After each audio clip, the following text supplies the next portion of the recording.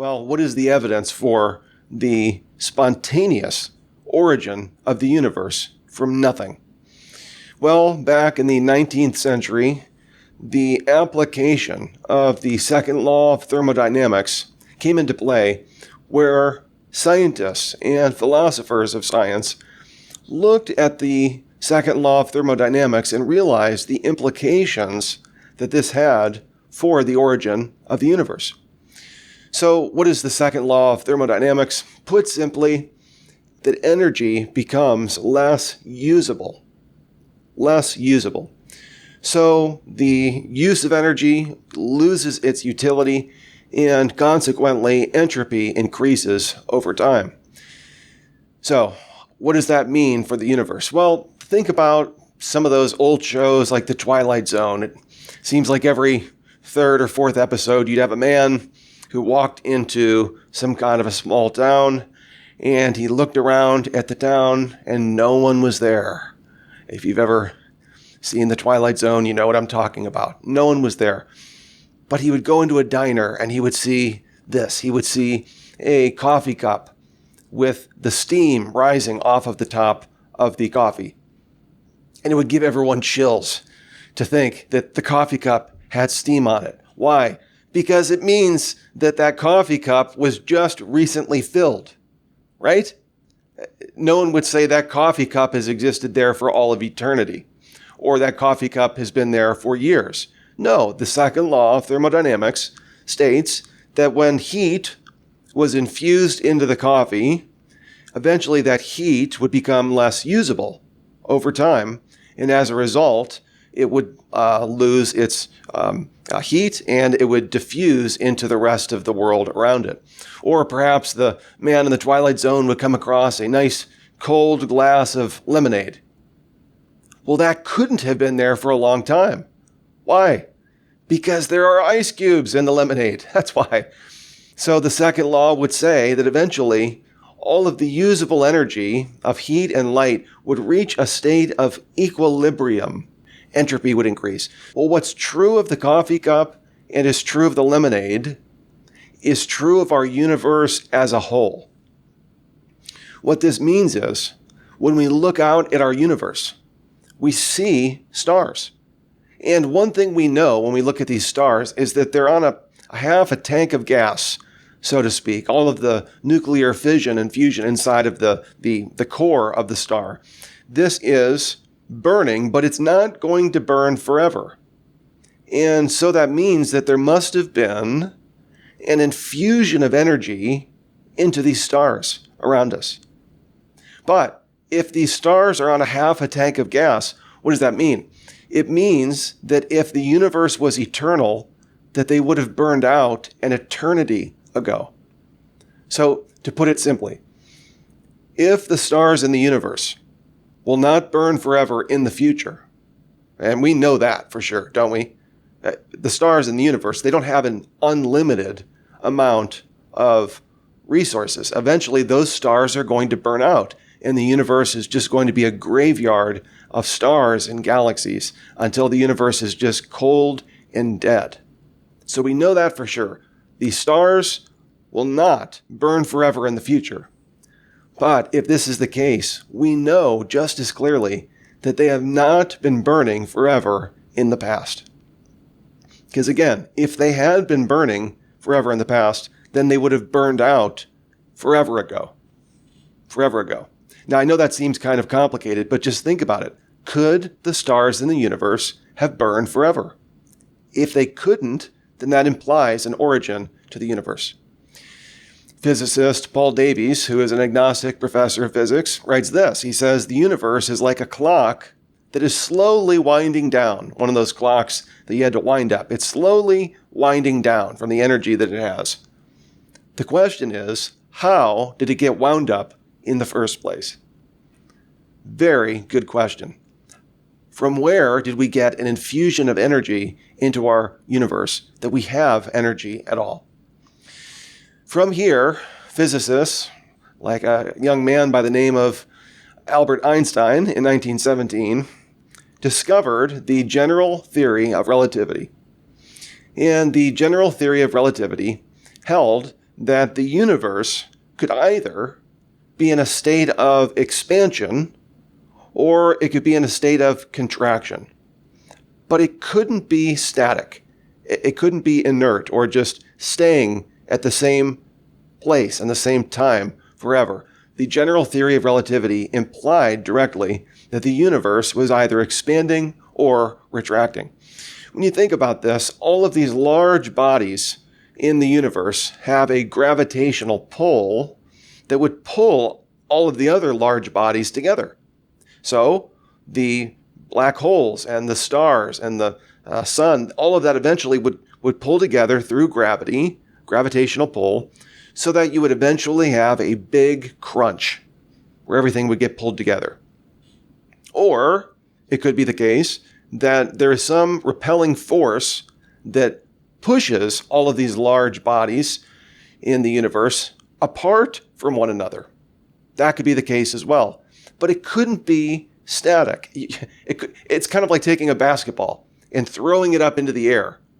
Either it's going to keep moving until it leaves the atmosphere and it breaks away from the gravity on the planet Earth, or it's going to come back down to the ground because gravity is going to pull it down. But there's no sense in which the basketball is just going to stay in midair. Either gravity is going to pull it down or some other equal and opposite force, or actually a more than equal force, is going to shoot it away from the Earth. Now, what did Einstein do with this? He said that there was some cosmological constant in the math that he plugged in that said that the universe was perfectly static. It wasn't expanding or contracting, but it was just staying the same. What is the cosmological constant? This was a theoretical concept of Einstein, which he later called the, quote, biggest blunder of my life. When he was looking at the universe, he had the presupposition that when he looked out at the universe, it must be inert. It must be static. It can't be expanding or contracting. It must be staying the same. So he inserted the cosmological constant to make it that way, but later he discovered that he was completely wrong on this point. Two men, one by the name of Alexander Friedmann, who is a Russian, and Georges Lemaitre, who is a Belgian, both independently discovered that Einstein's general theory of relativity meant that the universe was expanding or it was contracting, but it could not be staying the same way for all of eternity. As a result, from Lemaitre and Friedmann, there was a young astronomer by the name of Edwin Hubble. Perhaps you've heard of the Hubble telescope. And in 1929, Edwin Hubble pointed his Hubble telescope, which is a telescope with a 100-inch mirror, out at the distant galaxies. And he found a red shift on all of these different galaxies. So, to put it one way, the galaxies that were closest to him, the observer, were more toward the blue end of the light spectrum. But then the further the galaxies were away, they were more and more toward the red shift. And then finally, the ones that were really far out there were vastly redshifted. The redshift is what's called the Doppler effect. Christian Doppler, in 1848, discovered that light waves or sound waves can be stretched or can be compressed compared to the viewer. So in this case, if a light wave was expanding, if it was being stretched, it would shift to the red end of the spectrum. And if it was moving closer to the viewer, it would move more toward the blue end of the spectrum. Well, no matter where Hubble pointed his telescope, he saw that all of the galaxies were shifted toward the red end of the spectrum, which meant that the universe was expanding. It's kind of like if you have a flat tire on the side of the road and a big semi comes by, you hear that sound, that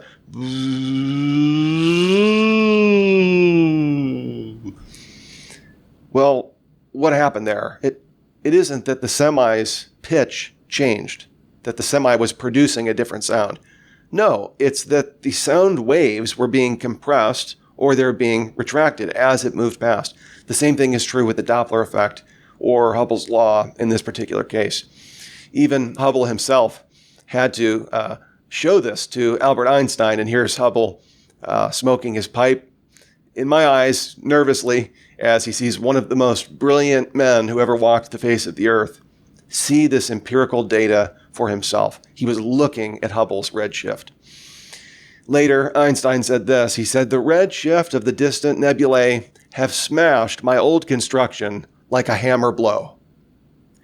When Einstein could see the redshift for himself, he saw that this defeated his idea that the universe was eternal.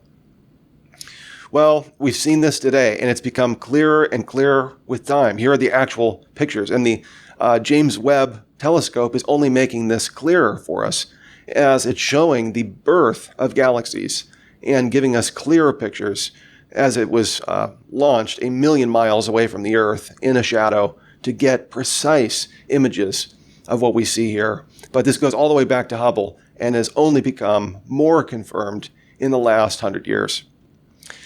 Now, if an explosion of that caliber actually occurred and brought the universe into existence, then there would be a suffusion of cosmic microwave background radiation. That at that really hot temperature when the universe originated, it would produce microwave background radiation. And one of these scientists, Ralph Alpher, in 1948 made this prediction. Where is the cosmic background microwave radiation? Well, that brings us to 1965 when there were two men, Arno Penzias and Bob Wilson, who were working for Bell Telephone Labs. And they had their antenna pointed out at the sky, working for this telephone company. They picked up on a low hum. And so, Arno turns to Bob and says, "Bob, turn the antenna north." Well, the hum was still there. I'll turn it south. Well, the hum was still there. I'll point it anywhere. Well, it's everywhere. This low hum. So they checked the antenna. They checked, is it the Russians? Of course, it's the 60s. Is it birds got into the antenna, the instruments? No, they couldn't find it. So they wondered, what is this low hum that's behind all of this? Well, they contacted a man by the name of Robert Dick at Princeton University, who was searching for the cosmic microwave radiation, only to realize when he talked to Arno Penzias and Robert Wilson, that the microwave radiation actually just turned into radio waves. This converted over the course of billions of years from microwaves into radio waves. And what Wilson and Penzias had picked up on was the residue of the Big Bang cosmic creation event. That wherever they pointed their antenna, they picked up on these radio waves, which was the prediction of Ralph Alpher back in 1948, just 20 years earlier. So they received the Nobel Prize at this time. At this time, the Friedmann-Lemaitre model, or later what became called as the Big Bang Theory, this was being confirmed over and over and over again. Here's what Arno Penzias said back in 1978. He said, quote, "My argument is that the best data we have are exactly what I would have predicted had I nothing to go on but the first 5 books of Moses, the Psalms, and the Bible as a whole." In other words, he's saying what we're seeing here, that the universe had a beginning, is precisely what we read in the Bible. And the Bible has said it for 3,500 years. Again, this was confirmed in the late 80s by the COBE satellite, where this was sent out and got images of the microwave radiation itself. It showed that the temperature of the universe was a uniform 2.7 degrees above absolute zero, just a little bit warmer than it should have been. So this is basically the residue left over from the Big Bang. Like if I was shooting off fireworks, maybe you didn't see the fireworks themselves, but you see the haze of the smoke and you smell the sulfur and you can pick up on all of the residue of the fireworks. This is precisely what we see when it comes to Big Bang cosmology. Well, George Smoot, who was the director of this whole project, he said this as he looked at the images, quote, "If you're religious, it's like seeing God." Now, personally, I have a little bit higher expectation for when I see God, but according to him, this is what he said. It's like seeing God's handiwork, vis-a-vis Romans 1:20, that God's invisible attributes and his divine nature have been clearly seen through what has been made. Now, as a result, we're putting all this together, and you're saying, well, why the science lesson? Well, to demonstrate that the scientific data show that the universe had a space, time, matter, and energy beginning. According to mainstream science, the universe had a space, time, matter, and energy beginning. The universe burst into existence from nothing. So, the standard Big Bang model, or the Friedmann-Lemaitre model, has this, that if you look at this graph here, that the expansion of space and the expansion of time brought everything into existence somewhere between 13.6 and 13.7 billion years ago. And here is T0, or time zero, where time began. And from this, space expanded, and time moved forward. But before this point, there was no time. Time began to exist. Space began to exist. Well, this has incredible realizations for us, for those of us who are looking at this data. Because, according to Einstein, matter and energy are linked together. Remember his famous theorem. E, energy, equals mc squared. E equals the mass multiplied by the speed of light squared. Energy and matter are inextricably linked. So you can't have energy without matter, matter without energy. They're tied together. But you can't have matter without space, because there's nothing in which the matter could exist. But you couldn't have space without time. Time dilation and Einstein's special theory of relativity states that this is all connected together as well. So energy, matter, space, and time are all connected with one another. A space, time, matter, and energy beginning.